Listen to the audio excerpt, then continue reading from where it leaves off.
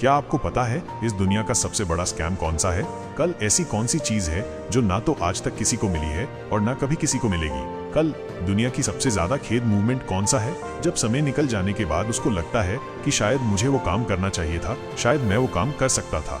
आज आपकी जितनी भी उम्र है, अगर आपके पास समय और समझ दोनों हैं, तो आप समय के मामले में दुनिया के सबसे लकी इंसान हो, क्योंकि अक्सर जब समय होता है तो समझ नहीं होती, और जब तक समझ आती है समय निकल चुका होता है। मैं समय हूँ, मुझे जितना बर्बाद करोगे उतना मैं तुम्हें बर्बाद करूंगा। जब तुम कल चादर में मोबाइल चला रहे थे तब भी मैं बर्बाद हो रहा था। जब तुम सुबह को अंगड़ाइयां ले रहे थे तब भी मैं बर्बाद हो रहा था।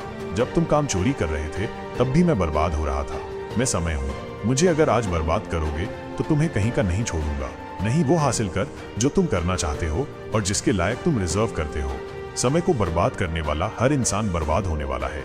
जिसने इतिहास में समय को बर्बाद किया था वो खुद बर्बाद हो गया था। समय के नियम सिंपल और सबके लिए समान है। ये सिकंदर के लिए भी वैसे ही काम करता था जैसा अकबर के लिए करता था। ये महाराणा प्रताप के लिए भी वैसा ही चलता था जैसा एक भिखारी के लिए चलता था। ये पहले भी इसी तरह से चलता था और अब भी ऐसे ही चलता है और अनंत समय तक ऐसे ही चलता रहेगा। समय को तुम रोक नहीं सकते, लेकिन समय को फालतू के कामों में ना लगाकर अच्छे कामों में लगा सकते हो। अगर किसी के पास मरते समय 100 करोड़ रुपए हो ना और उसको बोलो कि तुझे जिंदगी वापस मिल जाएगी, तू 100 करोड़ ले ले, तो शायद ही ऐसा कोई इंसान होगा जो अपने पूरे पैसे देकर के जिंदगी लेने से मना करे। अगर हम अपने सपनों के लिए समय नहीं निकालेंगे तो समय हमारी जिंदगी से उन सपनों को परमानेंटली डिलीट कर देगा।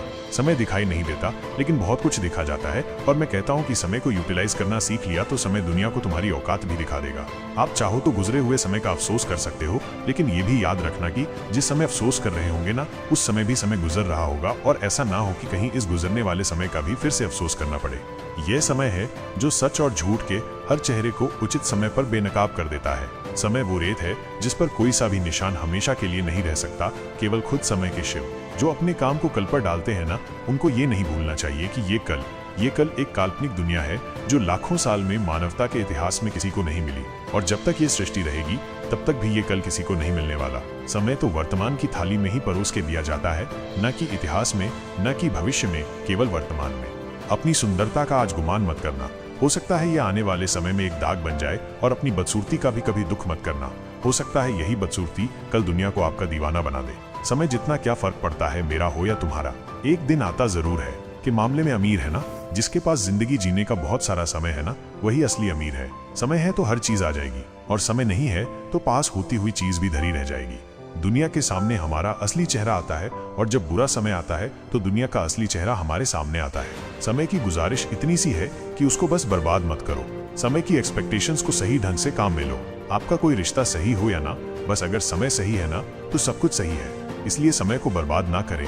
आइए कुछ ऐसा करते हैं कि देश में अपना नहीं बल्कि दुनिया में देश का नाम करें। दोस्तों, आप हमारे साथ जुड़े रहें और मोटिवेटेड होते रहिए। जय हिंद, जय भारत।